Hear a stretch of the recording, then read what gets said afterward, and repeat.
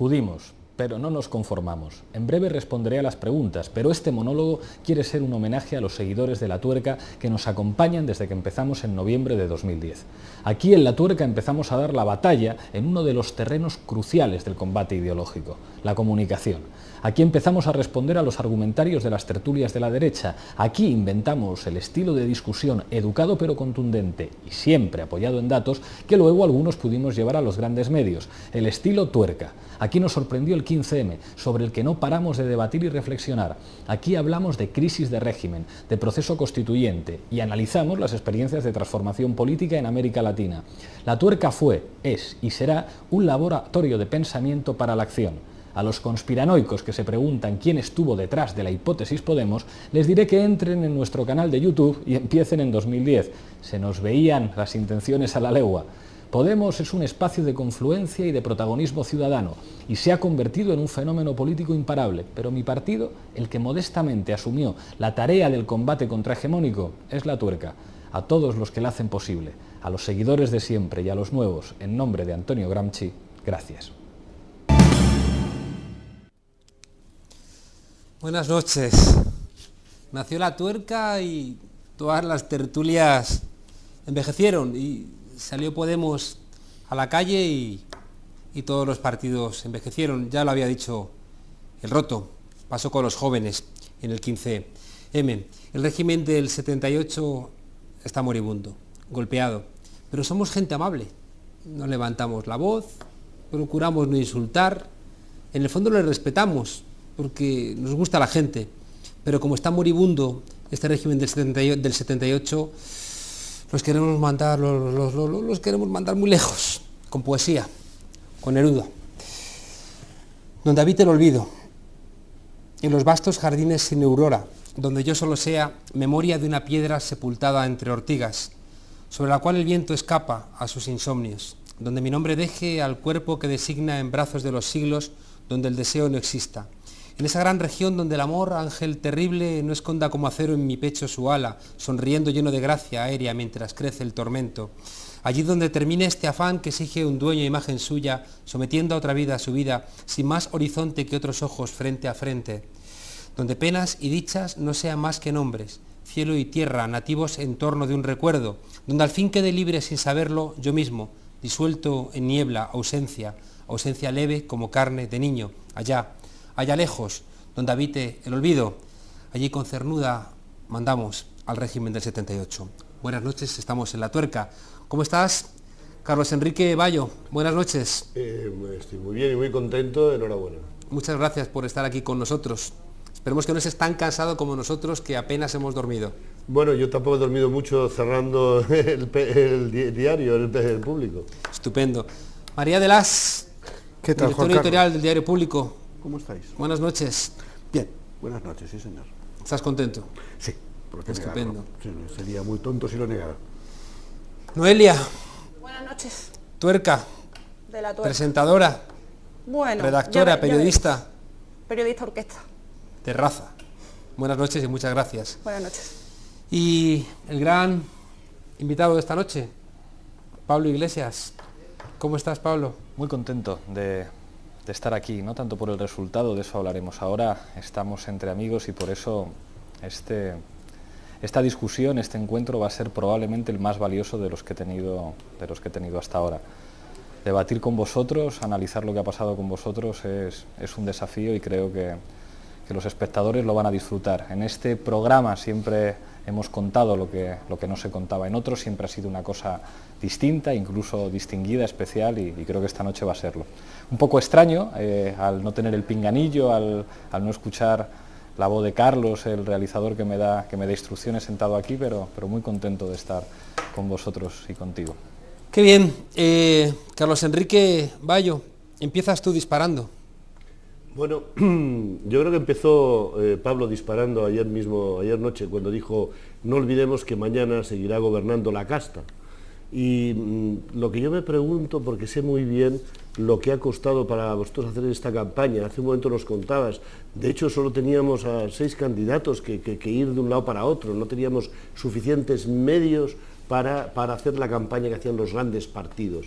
evidentemente tenéis la lista entera de candidatos, pero si llegáis realmente, como queréis, a tareas de gobierno, ¿cómo os aseguraréis de que no entre gente que lo que quiera es formar parte de esa casta? Ya sé que tenéis los círculos, pero ¿no es un poco difícil de controlar, de crear esas estructuras para ser capaces de asumir esas responsabilidades? Eso es difícil, y no digamos ya gobernar y asumir responsabilidades. Ha sido muy difícil hacer esta campaña, ha sido muy difícil el diseño de todos los elementos, ha sido muy difícil organizar esto, muy difícil todo. Pero es que nadie dijo que tuviera que ser fácil. La situación de nuestro país es excepcional, y a partir de hoy, pues bueno, nos enfrentamos a un desafío nuevo. Ayer decíamos que no nos conformábamos con este resultado, que no habíamos decidido asumir la arena electoral simplemente para abrirnos un hueco y decir, bueno, pues aquí estamos, tenemos una representación testimonial y vamos a trabajar para mantener esto, para tocar la pandereta en las instituciones y aspirar solamente a ser una voz crítica sin más.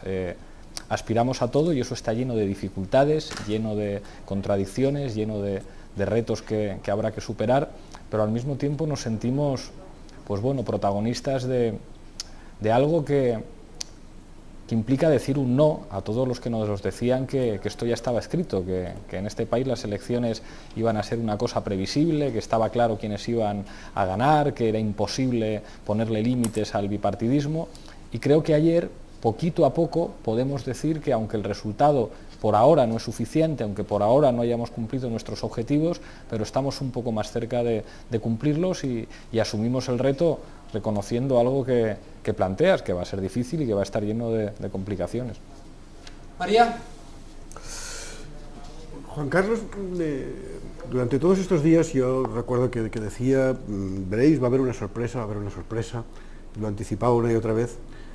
Daremos una sorpresa, y efectivamente la sorpresa ha sido mayúscula, incluso mayor de la que, hoy hablábamos incluso, yo creo que mayor de la que incluso de la que esperaba él, ¿no?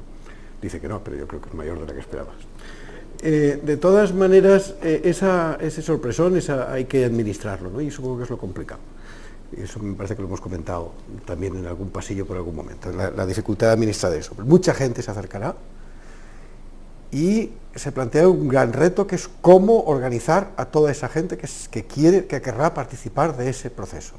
Yo recuerdo alguna experiencia en Francia, cuando se organizó el NPA, que la gente, los compañeros de allá, decían, la principal dificultad que tenemos es esa, no tenemos capacidad de organización para tanta gente como se acerca. ¿Cómo vamos a hacer eso? Bueno, pues escuchando a la gente con imaginación y teniendo una cosa clara, que yo creo que nos va a diferenciar de algunas experiencias anteriores, como las que citabas, ¿no? de izquierda más clásica, más tradicional, más identitaria, que es innovando. Creo que hemos demostrado que haciendo las cosas de otra manera, los resultados pueden llegar. El equipo de campaña que tenemos tiene una media de edad que no alcanza los 30 años, algo inimaginable si lo comparamos con los equipos de los partidos que se han presentado a las elecciones, y no digamos ya con las organizaciones de la izquierda tradicional. El trabajo de ese equipo de campaña se estudiará en las facultades de ciencia política. La gente que se ha incorporado a los círculos, los simpatizantes que han llegado, representan, digamos, algo que va mucho más allá de las viejas tradiciones militantes de la izquierda, con la que inevitablemente se van a contaminar, y es bueno que sea así, pero implica un protagonismo nuevo. Entonces eso va a ser muy difícil, tampoco va a ser un camino exento de contradicciones, pero creo que si algo nos han demostrado estos 4 meses es que se podían hacer las cosas de otra manera, que se podía innovar, que hay generaciones que estaban llamando a la puerta diciendo, bueno, dejadnos hacer política. La cantidad de jóvenes que vienen de la experiencia de Juventud sin Futuro y que han dado una lección de trabajo no solamente en redes, sino de cómo hay que diseñar un discurso, creo que es un mensaje generacional muy claro, ¿no? Algunos, este tema saldrá, algunos compañeros de Izquierda Unida, gente joven y muy preparada, yo tengo la sensación de que no les abren la puerta, de que no les dejan tener el protagonismo que les tocaría tener, y creo que en Podemos hemos conseguido que una nueva generación llamada a jugar un papel muy importante en la historia de nuestro país ha dicho, aquí estamos y y claro que sabemos hacer política y aquí están los resultados. Hay como un elemento generacional en todo esto. Claro que sí. Prueba de ello es que tú y yo somos de los mayores, Juan Carlos.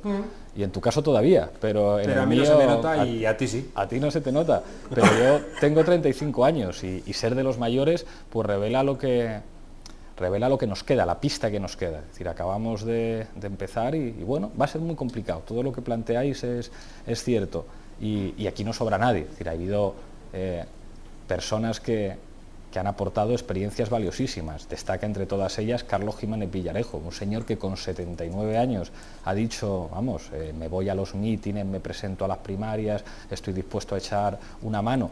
Ha habido también una contaminación preciosa en los círculos, de gente que nos decía, me habéis devuelto la ilusión que tuve en el 82 y que no he vuelto a tener, y verles, enseñar a los chavales cómo se organiza el tema de los apoderados, el tema de las pegadas de carteles en los barrios, esa contaminación de experiencias entre gente que se había retirado de la política y que ha vuelto con Podemos, y verles, vamos, a mi madre y a gente de la edad de mi madre con la ilusión esa de haber sido apoderados muchas veces, siempre por la izquierda, pero con el desencanto aquel, organizando a los chavales del barrio de cómo va el tema de las papeletas que hay que vigilar, quiénes son los responsables de la Junta Electoral, esto cómo se hace. Eso ha sido impresionante, esa mezcla de generaciones, pero sin olvidar que buena parte de las cabezas que han estado detrás de las ideas del proyecto era gente muy joven. O sea, que en este país hay una generación que está dispuesta a decir que ya está bien, que aquí manden los que empezaron a mandar a finales de los años 70. Noelia. Pues un poco en relación con lo que estás planteando, sí que me gustaría saber, bueno, pues la esencia de Podemos es eso, demostrarle a la gente que la política se puede se puede empoderar la gente, que es de ella, que no podemos votar a unas personas cada 4 años y dejarse hacer ni nada. Por eso es algo que además se viene heredando desde los movimientos sociales como el 15M, y el resultado es que al final vamos a tener europarlamentarios sin ningún tipo de experiencia previa en la militancia de partido. Entonces me gustaría que nos explicara, que es un poco una duda que se ha planteado en redes estos días, cómo va a ser ese proceso de integración de esas personas normales, corrientes, en el Europarlamento. Pues vamos a ver, algunos sí hemos tenido mucha experiencia política, aunque no sea necesariamente una experiencia de partido. Yo sí la tuve porque milité 7 años en las juventudes de un partido y Teresa también, que militó en la misma organización.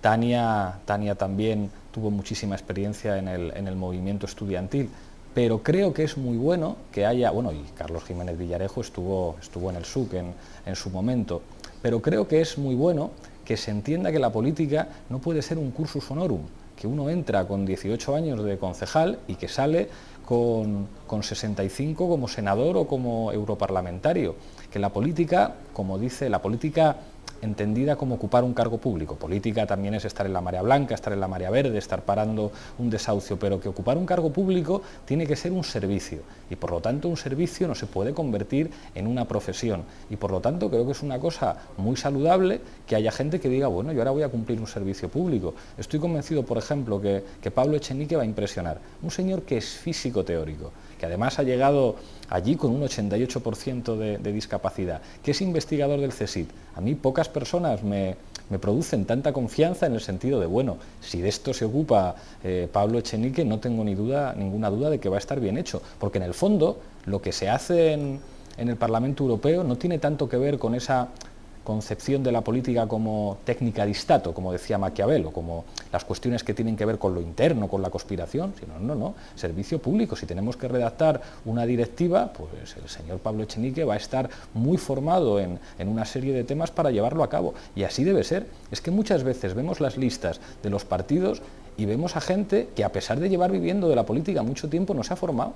Es decir, esto de Elena Valenciano diciendo yo dejé 2 carreras, es que no es aceptable que alguien que lleva cobrando sueldo de cargo público y viviendo de cargos públicos no dedique los veranos a aprender idiomas o no acabe sus estudios universitarios porque deberían estar obligados a hacerlo. Alguien que ejerce cargos públicos y que tiene por lo tanto un sueldo y un tiempo que le permite formarse no debería decir, no, es que yo no tengo más profesión que estar aquí, y en ese sentido creo que no solamente tenemos una lista muy representativa de la gente normal, sino que también tenemos una lista de los mejores, de gente muy preparada.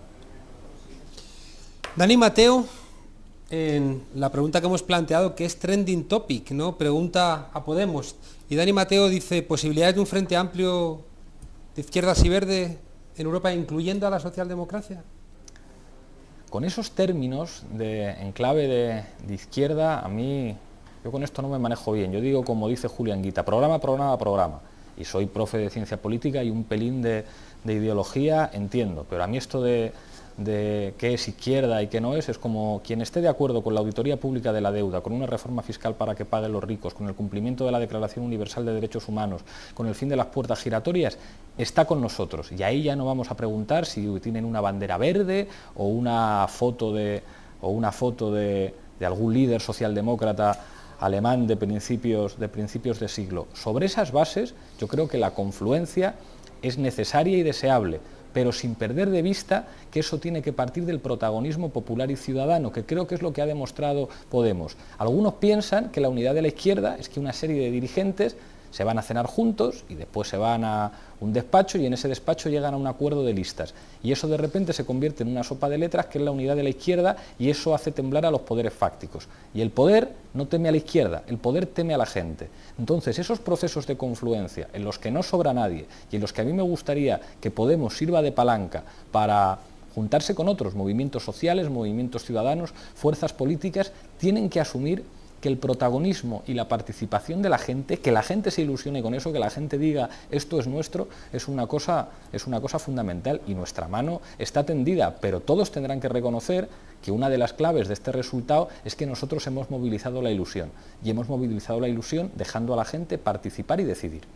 Lo hemos visto con la derecha, cuando ha querido asustar a algún gobierno que quería legislar de una manera progresista, sacaba a la calle a miles de personas, hacía una misa multitudinaria. Es decir, que es que no hay política sin gente detrás. Claro, lo decía Manuel Fraga, la calle es mía, y la derecha siempre se ha preocupado de cuidar las organizaciones de su sociedad civil. Por eso la derecha financia las organizaciones dependientes de la Iglesia Católica. Por eso la derecha se preocupa tanto de la educación y de financiar sus colegios privados y concertados. La derecha permanentemente tiene activos a sectores de la sociedad civil para que actúen, para que operen. Por eso la derecha se preocupa siempre de tener canales de televisión, de tener tertulias, tertulianos, gente que escribe. Eso es hacer política, y parece que algunos en la izquierda se han creído que hacer política es conspirar para ganar un congreso, y no tiene nada que ver con eso. Precisamente el protagonismo popular y ciudadano del que tú hablas se va a poner a prueba en unas elecciones muy pronto, mucho más pegadas, digamos, a la vida cotidiana de la gente. Con las municipales y las autonómicas no se puede ver tanto de ya programa de la deuda, de la prima de riesgo, de la macroeconomía, sino de los temas más concretos y directos. En este caso sí que ves posible o deseable una confluencia como la que se está proponiendo con otros, digamos, movimientos, frentes de izquierda. Lo deseo mucho, creo que no solamente es importante, sino que además es necesario, pero que Pablo Iglesias lo desee o lo piense es una opinión entre otras, que podrá tener su influencia. Eso se tiene que construir desde abajo.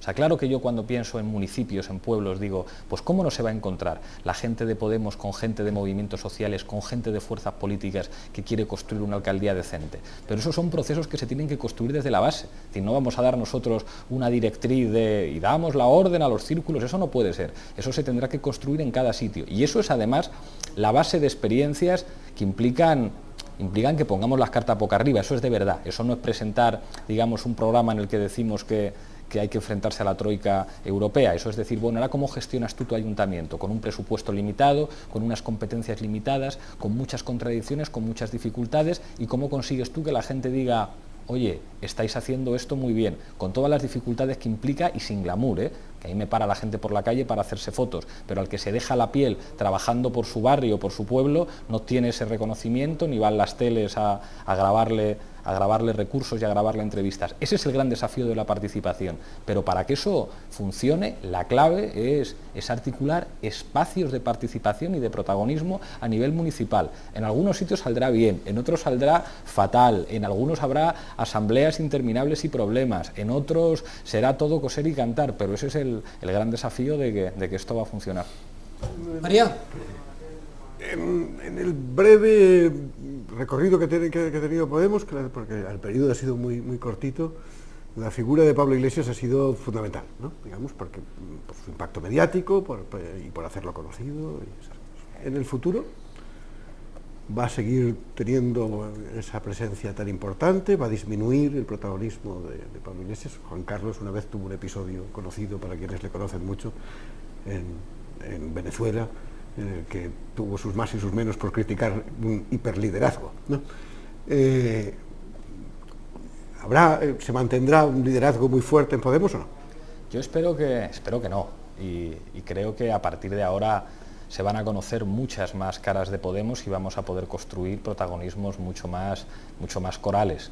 Cuando hacíamos el diseño de campaña, pues los compañeros del equipo tenían claro, no tenemos dinero, tenemos un presupuesto ridículo para una campaña electoral, peleamos con una mano atada a la espalda. Uno de los principales elementos comunicativos que tenemos es un tipo, que eres tú, que le conoce mucha gente porque sale en los debates políticos de algunas televisiones que tienen niveles de audiencia muy altos. Vamos a utilizar esa presencia mediática que tienes, pero ahora ya somos otra cosa, y prueba de ello es que, bueno, ya cualquiera que abra un periódico puede ver declaraciones de Juan Carlos Monedero, declaraciones de Íñigo Errejón, han aparecido en los medios, Carolina Vescansa, Teresa Rodríguez, el resto de los candidatos.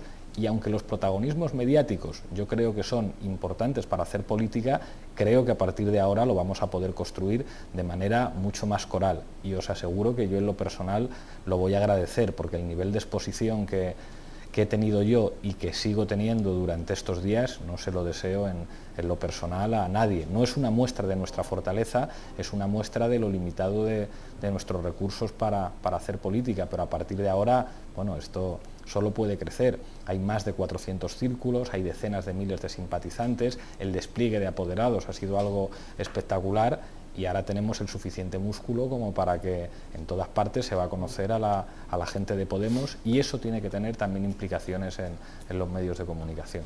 Y recorriendo España hemos visto mucho liderazgo por ahí, ¿verdad? Mucho liderazgo de gente que en diferentes provincias salía alguien de allí y era espectacular. Hay un compañero, lo hemos traído aquí a La Tuerca, Pablo Fernández de León, que se presentó a las primarias, quedó muy atrás, pues haciendo un trabajo de hormiguita en León, ha conseguido que cada vez que los medios de comunicación en León hablaban de las elecciones europeas, hablaban de los candidatos del PSOE, de los candidatos del PP y del candidato de Podemos, siempre con su frase, siempre con su análisis, presionaba para que les tomaran declaraciones, y dices, bueno, pues este compañero es un referente de Podemos, y como él va a haber otras muchas compañeras y compañeros en muchos lugares que se convertirán en instrumentos útiles para la gente, pero incluso a nivel estatal yo creo que vamos a trabajar para que se nos vea en muchos sitios, entre otras cosas porque yo no puedo contratar un doble, o sea, que no puedo estar en más lugares. Digamos que la cantidad de peticiones que tenemos de medios de comunicación ahora, yo les tengo que responder no tiene sentido que yo me pase todo el día respondiendo a entrevistas. Hay compañeros y compañeras más capacitados que yo para hacer esto y para responder algunas de las preguntas que hacéis, y bueno, pues el significado de tener 1.200.000 votos es que aquí puede hablar ya más gente en nombre de Podemos, y así debe ser. Yo te quiero mucho, pero 2 Pablos Iglesias quizá fuera demasiado, ¿verdad? Tú imagínate, sería casi peor que 2 Juan Carlos Monederos. Alguien preguntaba, en las preguntas decía, ¿qué se llevaría Pablo Iglesias a una isla? Un espejo. No, si hubiera 2 te llevarías al otro Pablo Iglesias. Preguntas más serias. ¿Cómo estamos?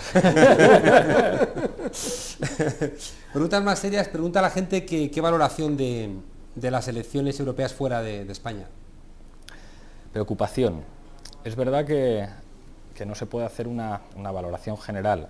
Ayer la primera llamada telefónica fue para Alexis Tsipras, estuvimos hablando, le felicité por los resultados, él nos felicitó a nosotros también, nos vamos a ver la semana que viene en Bruselas, y bueno, creo que el resultado de Grecia es magnífico. Creo que la victoria de Syriza preanuncia, bueno, la posibilidad de un gobierno popular, de un gobierno favorable a la gente en un futuro cercano en Grecia. El resultado en Francia me preocupa muchísimo. En los momentos de crisis el fascismo tiende a emerger como un mecanismo político de defensa de los intereses de clase de los ricos, de decir que el problema no son los poderes financieros, que el problema son los trabajadores de fuera, de enfrentar al último contra el penúltimo, un mecanismo de asegurar la estabilidad del sistema, pues bueno, engañando a la gente, diciendo que los problemas son otros, y ahí pues toca asumir lo mejor de la tradición europea antifascista y decir que eso lo tenemos que combatir. Y creo que estamos en una coyuntura en la que es muy importante que los europeos del sur, que los europeos a los que nos quieren convertir en periferia, podamos ser una voz en el Parlamento Europeo que digamos no queremos que nuestros países se conviertan en colonias de Alemania y del Banco Central Europeo. Noelia. Llamaba la atención ayer, a mí se me pusieron los pelos de punta cuando estábamos todos esperando en la Plaza del Reina Sofía que llegara y después de conocer los resultados y la gente gritaba que sí nos representan, que es algo que me imagino que también a vosotros emociona, pero que los niveles de exigencia ahora van a ser altos. Se ha generado ilusión, se ha despertado una gran ilusión y ahora hay que trabajar por ello. Entonces, agrupando un poco las preguntas que he visto en Twitter antes de entrar aquí en plató, sí que la gente pide posturas de Podemos con respecto a inmigración, con respecto a soberanía, con respecto a derecho a decidir de la mujer. Entonces sí que me gustaría que nos contaras o nos sintetizaras un poquito qué es lo primero que va a hacer Podemos ahora cuando llegue a Europa. Lo primero que vamos a hacer en el Europarlamento es plantear a los eurodiputados que se bajen el salario. Los candidatos de Podemos firmamos un protocolo según el cual nadie va a cobrar más de 3 salarios mínimos españoles, renunciamos al plan de pensiones de privilegio de los europarlamentarios y nadie podrá viajar en business class. Nos parece una vergüenza que alguien pueda cobrar 8.000 euros al mes cuando eso no lo cobra aquí ni un juez, ni un neurocirujano de la pública, ni un catedrático de universidad, ni un inspector de Hacienda, ni ningún trabajador público de nivel A. O sea, es que es un insulto a los ciudadanos que el salario mínimo sean 645 euros y un eurodiputado cobre 8.000. Esa va a ser la primera propuesta. Después presentaremos la directiva Villarejo contra la corrupción. Allí diremos que hay que prohibir las puertas giratorias, allí diremos que hay que acabar con los privilegios de la clase política, que es eso de que tengan que ser juzgados en tribunales especiales, y también nos tocará decir que no puede ser que los ciudadanos tengan que pagar las deudas de los bancos, que no puede ser que el Banco Central Europeo no esté controlado por ninguna institución democrática y que sea una institución autónoma presidida por alguien como el señor Mario Draghi, representante para Europa de Goldman Sachs. Y respecto al resto de cuestiones que aparecen en el programa, yo creo que de manera muy nítida, creo que lo que nos toca hacer es no envalentonarnos con nuestro programa y seguir escuchando a la gente. Creo que tiene que haber una interlocución permanente de Podemos con el trabajo que están haciendo los movimientos sociales y las organizaciones cívicas y ciudadanos para escuchar permanentemente cuáles son sus propuestas y cuáles son sus ideas. Yo tuve una reunión hace poco en Asturias con trabajadores de una empresa de amortiguadores que llevan un proceso de lucha porque la quieren deslocalizar, llevársela a otro lugar, y les propuse que si hay que elaborar una directiva para proteger la industria en nuestro país, que ellos se incorporen a un grupo de trabajo con nosotros, con Podemos, para que participen en la elaboración de las propuestas que nosotros podemos presentar allí. Tiene que haber una interacción permanente con la gente que está trabajando porque bueno, ellos son los que tienen las ideas y la participación es eso. Oye, se lo estáis poniendo súper fácil. A Pablo, vamos a escuchar a Floriano. Y luego preocupados don Ernesto también, porque hombre, que haya 1 millón de personas que voten a un partido que tiene como modelo a la Venezuela de Maduro o al castrismo en Cuba, eso es para preocupar, ¿eh? Esta gente de la extrema izquierda, oiga, esto la ley le importa poco, ¿eh? Aquí esta gente de estos de asaltar el Congreso, en fin, esto es el perfil, ¿eh? Aquí hay una extrema izquierda que ha resurgido y que está en torno a Izquierda Unida y sobre todo de este grupo Podemos, y estos son los que rodearon mi casa, ¿eh? Vamos, no me cabe la menor duda, ¿eh? Que estos son los que rodearon, no digo una persona en concreto, pero este perfil, ¿eh? Este es el que nos rodea por las calles, ¿eh? Miedo me das, Truán. Fíjate, yo creo que que a los que no les importa la ley son a los de los maletines con sobres de 500 euros, a los de la financiación ilegal, a los de los paraísos fiscales y los del fraude fiscal, pero la verdad... De las declaraciones de Bárcenas son todo infundios, es todo mentira, Claro, no hay claro. sobresueldos. Pero fíjate que me alegra escucharle, porque mientras el Partido Popular tenga dirigentes así, nos lo van a poner fácil. Si lo mejor que puede decir el Partido Popular, después de lo que ocurrió ayer en las elecciones, es que entre esos están los que trataron de rodear mi casa, es como en las próximas elecciones, Floriano, te vas a ver mal. Si esa es toda la inteligencia que es capaz de desplegar el PP, que es sacar películas de vampiros y hacer el ridículo, que es lo que está haciendo este señor con estas declaraciones, pues tienen razones para estar muy preocupados porque vamos a ir a por ellos. Hablando de Floriano, me viene bastante, te he oído bastantes veces el argumento de la Pepsi-Cola y la Coca-Cola durante los mítines y los actos de campaña, ¿no? Y es un argumento que a veces supongo que para muchos socialistas tiene que ser molesto, por lo menos, ¿no? Por lo menos no nos debemos a lo mismo, hay gente muy sacrificada, hay gente que ha trabajado mucho, no solamente gente que ha votado, sino gente que ha estado gestionando. ¿Tú crees que se puede mantener de verdad durante mucho tiempo sin, que digamos, el discurso de la Pepsi-Cola y la Coca-Cola? Mira que a mí me duele porque mis abuelos eran socialistas, y esto lo he contado en muchísimos actos, y yo sé que la gente que vota al Partido Socialista y que la militancia del Partido Socialista no es como la del PP, y prueba de ello es que los casos de corrupción hacen mucho más daño al Partido Socialista que al Partido Popular, y las políticas que aplica el Partido Socialista en términos de recortes sociales les hacen más daño con su electorado que al Partido Popular. Pero en el caso, que es lo que hemos dicho nosotros, de los que mandan en el PSOE, es que a los hechos me remito. Es que los expresidentes y exministros del PSOE acaban en consejos de administración, igual que los del PP. Es que las cúpulas del PSOE son las que pactaron la reforma del artículo 135 de la Constitución. Hicieron una reforma laboral para disminuir los derechos de los trabajadores y su capacidad adquisitiva. Y esto no es mi opinión, o sea, es que la UGT y comisiones obreras, que no es que sean sindicatos particularmente peleones o que busquen el conflicto, les hicieron una huelga general, una al Partido Socialista y otra al Partido Popular.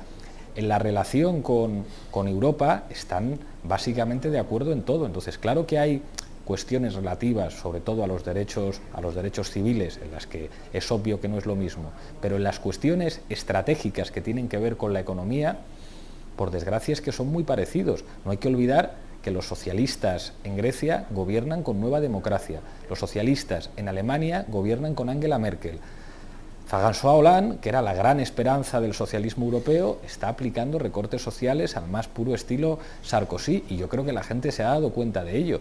Es indudable que buena parte del apoyo electoral que ha tenido Podemos tiene que ver con gente que en el pasado votó a los socialistas y que dice: a mí no me engañéis más, no sois socialistas, sois casta, el socialismo no tiene nada que ver con esto. Es vergonzoso que un dirigente de un partido que se hace llamar socialista pueda terminar en el Consejo de Administración de Endesa o de Gas Natural. Entonces, claro que hay matices que diferencian, pero en un momento de crisis económica, un momento en el que tenemos 6 millones de parados, problemas de malnutrición infantil, 800.000 familias que no reciben ninguna prestación, las cuestiones económicas son centrales, son cruciales, y en esas, por desgracia, porque ojalá fuera diferente, el Partido Socialista ha demostrado ser un partido de la casta, y la prueba de que es así no es que lo digamos nosotros, es que lo están diciendo los electores votando. Pregunta mucha gente en el tuit, ¿qué opina Podemos de España? España es mi país, y yo creo que no debemos regalar España a la derecha. Es verdad que la historia de este país ha hecho que muchos pensaran que esa palabra solamente se puede identificar con la derecha, pero nosotros creo que hemos hecho un discurso que ha funcionado. Es decir, estamos a favor del derecho a decidir.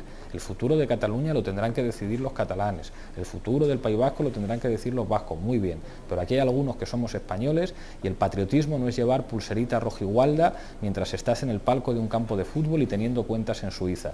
El patriotismo es defender los derechos sociales, el patriotismo es cuidar de tu gente, el patriotismo es decir a los ricos que tienen que pagar impuestos y que los tienen que pagar aquí.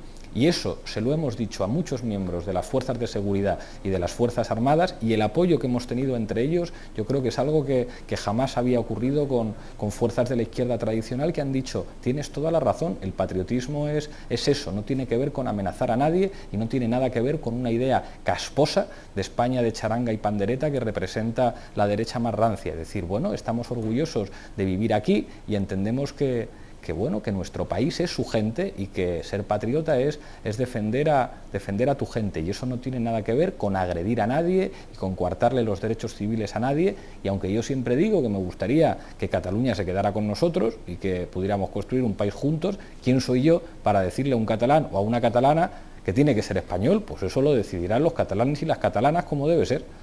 Carlos Enrique. En ese discurso también contra el bipartidismo, también corréis el riesgo de recibir ataques desde los dos lados sobre el populismo de vuestras propuestas, porque evidentemente pues bueno, el no pagar la deuda externa porque es ilegítima puede ser muy difícil de poner en práctica en el caso de que uno esté en el poder. Además hay un personalismo claro, perdona que vuelva a insistir en el tema, puesto que en la papeleta estaba tu imagen. Y has contestado varias veces también que estarías dispuesto a encabezar Podemos en unas elecciones generales si te lo pidiesen, evidentemente en los círculos de Podemos, pero eso también es otra característica de los movimientos populistas, que tienen un líder carismático que es al que todos siguen.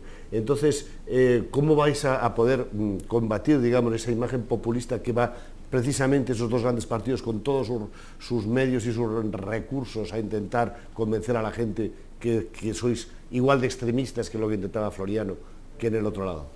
Fíjate, yo creo que entre nuestros muchos defectos está el de ser muy empollones y ser muy rigurosos en nuestra manera de trabajar. Es decir, la cantidad de economistas que han trabajado en el programa económico de Podemos, Manolo Gari, que le conocéis, ha sido uno de los que más propuestas ha aportado, ha hecho que a la hora de hacer propuestas nos tomemos muy en serio lo que estamos haciendo. Es verdad que se nos puede criticar el exceso de universitarios que hay, pero eso se ha traducido en el que tenemos probablemente uno de los mejores programas que se ha presentado, en el que hemos podido movilizar una cantidad mayor de expertos, de profesionales, para decir: estas son las medidas que se podrían tomar. Cuando nosotros hablamos de auditoría pública de la deuda, no nos lo sacamos de una chistera, es algo que se ha hecho en muchos países, se ha hecho en Rusia, se ha hecho en Argentina, se ha hecho en Ecuador, y casi siempre con excelentes resultados para los ciudadanos.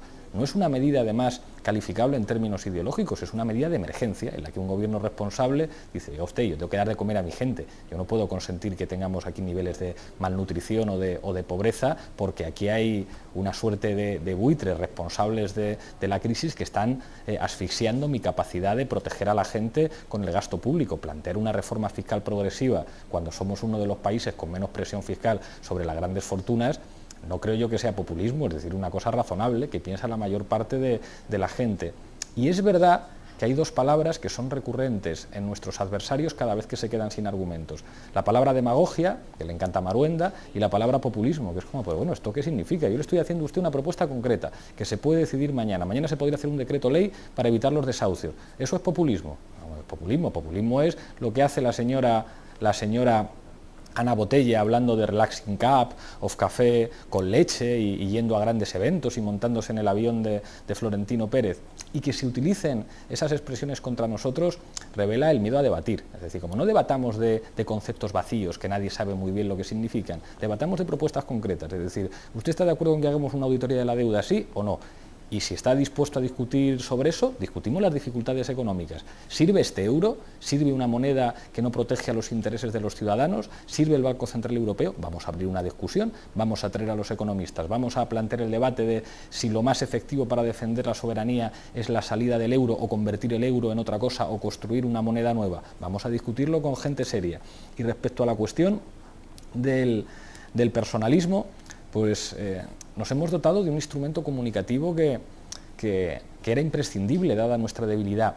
Y fíjate que si le damos la vuelta y si decimos, no, pero es que la alternativa a esto es la solución burocrática, es que la figura pública sea un representante de un aparato burocrático. No voy a poner ningún ejemplo, pero todos conocemos muchísimos de cómo las formas aparentemente democráticas se convierten en el arte de la fontanería que hace que los representantes políticos al final no le gustan a nadie. Y preguntas y dices, ¿pero a ti te gusta el representante que tienes o te gusta el líder que tienes en tu partido? No, no habla bien, no es buen comunicador, no, pero como tenemos un proceso muy complejo en el que hay que poner de acuerdo a las familias y tal, en realidad la democracia es que elijamos al que peor comunica de todos. Pues hombre, si la democracia es elegir al que peor comunica, yo creo que no está mal dejar a la gente que elija. En las primarias abiertas de Podemos, alguien podía decir, va a salir el Pato Donald, con esto de que cualquiera se pueda presentar y cualquiera pueda votar. Pues no ha salido el Pato Donald, ha salido una lista que ya le gustaría tener a otros. Es verdad que hay que establecer límites para eso, pero también sentido común. Yo creo que no toca ahora hablar de lo que vayamos a hacer en las generales y mi trabajo ahora está en hacer un buen papel en Bruselas, pero tampoco soy idiota, soy profesor de ciencia política, igual que yo. Hay muchos compañeros que dirán, si vamos a unas elecciones generales y tenemos que tener un candidato, que a lo mejor no es así, a lo mejor nos ponemos de acuerdo con otros y el candidato lo ponen ellos, pero si tenemos que poner un candidato a las elecciones generales, como no somos burócratas, vamos a buscar el que sea más útil y más efectivo. Si eres tú, serías un irresponsable si no lo asumieras, pero a lo mejor resulta que no soy yo, que encontramos uno muchísimo mejor. Pero desde luego, si el que fuera más útil fuera yo, sería un irresponsable no asumiéndolo. Pero lo mismo cuando trabajemos para lograr una alcaldía o para lograr la presidencia en una comunidad autónoma, no vamos a tener ninguna duda. Lo que no vamos a hacer es convertirnos en esos partidos que presentan al que casi elegiría el adversario. Insisto en que no voy a poner ejemplos, pero a veces da la impresión de que esas formas aparentemente democráticas de funcionamiento hace que el candidato te lo pone el enemigo. Y dice, mira, vamos a poner al candidato que todo el mundo sabe que va a tener menos votos porque la democracia interna es así. Si esa es la alternativa, nosotros no vamos a ir por ahí. Nos están escuchando más de 80.000 y viendo más de 80.000 personas ahora mismo, y seríamos muy injustos si dejáramos la sensación que hemos generado escuchando a Floriano de que la derecha es tan bruta y tan tonta. Sería injusto. Hay otras apreciaciones que hemos podido escuchar durante esta campaña que son más inteligentes. Vamos a escuchar a 13TV.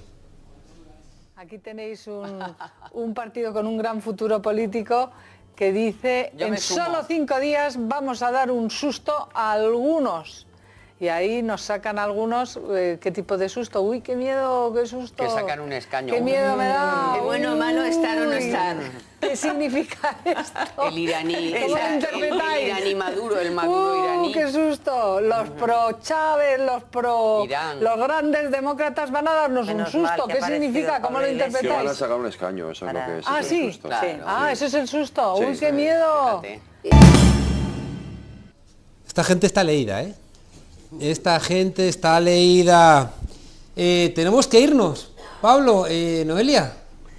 Pues a mí me gustaría como última pregunta que me interpretase los resultados en Madrid. Pues ha pasado algo histórico aquí, tercera fuerza, y algo que personalmente creo que nos esperanza y esperanza a mucha gente. Entonces sí que me gustaría saber cómo interpretas eso. Vale, voy a recordar, me voy a poner un momento en modo presentador, que me voy yo, pero aquí sigue el debate en La Tuerca discutiendo de las elecciones europeas y que nadie se mueva porque va a haber aquí magníficos analistas. Madrid, creo que los ciudadanos madrileños han dado un mensaje, y el mensaje se puede imaginar un Madrid sin el Partido Popular, y yo creo que sin la casta también. Y creo que ahora nos toca ser ambiciosos y trabajar para que en Madrid haya una nueva mayoría. Hay algunos que en política se conforman con decir, soy el 15% y puedo ser una formación política bisagra. Yo creo que hay que apostar por ir a por todas y por ir a ganar, y creo que eso es posible desde el protagonismo de la gente. Sé que en Madrid es muy complicado, que en Madrid es muy difícil, que las izquierdas en Madrid son muy complicadas, pero creo que nos toca a todos ser generosos y trabajar para poder imaginar un futuro en el Ayuntamiento de Madrid y en la Comunidad de Madrid distinto a lo que hemos tenido en los últimos tiempos. Y tampoco vamos a aceptar gato por liebre, es decir, no puede ser, esto es el ejemplo que poníamos en muchos en muchos mítines que cambiemos al partido de los gatos negros por el partido de los gatos blancos. Los gatos gobiernan para gatos y siempre en contra de los ratones. Eso quiere decir que hay que ir a por todas y que hay que trabajar para que en Madrid podamos tener una Comunidad de Madrid y un Ayuntamiento de Madrid, pues en el caso del Ayuntamiento que recuerde un poquito más a ese que estaba encabezado por el viejo profesor, por Tierno Galván. Bueno, Pablo, parece que Madrid tiene muchos defectos, ¿no? De ser la capital, una España federal que está por construir, y como tantas otras cuestiones durante la campaña hemos insistido en que hace falta un proceso constituyente, como una posibilidad de que la gente asuma que la política no se puede delegar, y que en este país no nos han preguntado sobre casi nada desde que murió el caudillo, y quizás sea el momento. La gente puede escoger aquello que decía Tucídides, descansar o sed libres, y hemos planteado en campaña que no es tiempo de descansar, es tiempo de ser libres, y parece que el proceso constituyente es una obligación. Sin lugar a dudas, ayer acababa la intervención contigo, con los compañeros allí en la Plaza del Reina Sofía, con eso. Toca devolver la palabra al pueblo con un proceso constituyente. Un proceso constituyente es que la gente pueda discutir de todos. En este país nos escribieron una constitución en los reservados de los restaurantes, incluso nos lo contaron en los documentales de Victoria Prego, que ese proceso era una cuestión de reuniones entre élites. Se reúne Carrillo con Suárez y allí nos arreglan el país. Pues bueno, hay que apostar por un proceso de empoderamiento democrático en el que queremos ver a las gentes de nuestro país discutiendo de política para ver cómo planteamos nuestro futuro y cómo imaginamos que se pueden solucionar las cosas en una situación de emergencia social como en la que estamos. Y eso se llama proceso constituyente. Sabe el pueblo, Pablo, que cuanto más das, más recibes. Confiamos en la gente y la gente nos ha devuelto esa confianza. Pero no es suficiente, ¿eh? No nos conformamos. 1.200.000 no está mal, pero como decía ayer, no nacimos para abrirnos un huequito, nacimos para ganar. Aunque no sea suficiente, enhorabuena, Juan Carlos, Pablo, me parece que es lo que... Es el primer empujón, es verdad, hace falta mucho. Gracias, Pablo. Gracias a vosotros. Me quedo aquí en la trastienda. Seguimos viendo aquí el programa. en la...